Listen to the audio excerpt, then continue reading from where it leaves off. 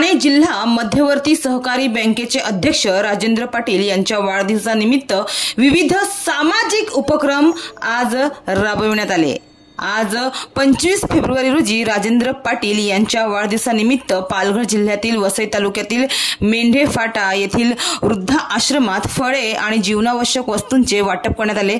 तर विरार पूर्वेतील सायवन जिल्हा परिषद शाळेत मुलांना खाऊ वाटपाचा कार्यक्रम आयोजित करण्यात आला होता। यावेळी शाळेतील मुलांनी राजेंद्र पाटील यांचे जोरदार स्वागत केले। तर विद्यार्थ्यांना यावेळी फळे आणि बिस्किटांचे वाटप करण्यात आले। तर शाळेच्या वतीनं राजेंद्र पाटील यांना पुष्पगुच्छ देऊन वाढदिवसाच्या शुभेच्छा देण्यात आल्या। यावेळी राजेंद्र पाटील यांनी शाळेला संगणक संच भेट देणार असल्याचं घोषित केले। या प्रसंगी उपस्थित माजी खासदार बळीराम जाधव यांनी राजेंद्र पाटील यांच्या मागील 3 दशकाच्या कार्याचा गौरव केला। राजेंद्र पाटील हे ठाणे जिल्हा मध्यवर्ती सहकारी बँकेचे अध्यक्ष आहेत। वसई पूर्व भागातील सामाजिक, धार्मिक, क्रीडा क्षेत्रात राजेंद्र पाटील यांचे मोठे योगदान असून या भागातील गरीब रुग्णांनाही त्यांनी अनेकदा मदतीचा हात दिला आहे।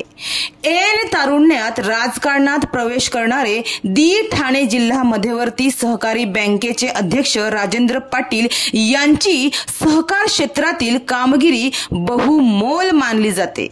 तसेच समाजातील वंचित घटकांना आर्थिक विकासाच्या मुख्य प्रवाहात आणण्यासाठी अध्यक्ष राजेंद्र पाटील यांनी बँकेच्या माध्यमातून नवनवीन योजना सुरू केल्या। त्यामुळे पालघर, ठाणे या जिल्ह्यातील 40 ते 50 हजार महिलांना रोजगार मिळू शकला।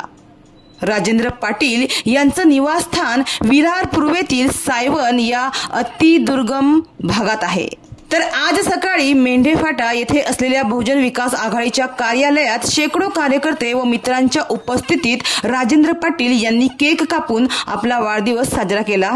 तर ग्रामीण भागातील एक उत्कृष्ट व्यक्ती आज सहकार क्षेत्रात आपल्या जिल्ह्याच्या बँकेचे नाव राज्यस्तरावर नावारूपाला आणतो, ही बाब आपल्या जिल्ह्यासाठी अभिमानाची गोष्ट आहे, अशा शब्दात ज्येष्ठ पत्रकार दीपक मोहिते यांनी त्यांना वाढदिवसाच्या शुभेच्छा दिल्या आहेत।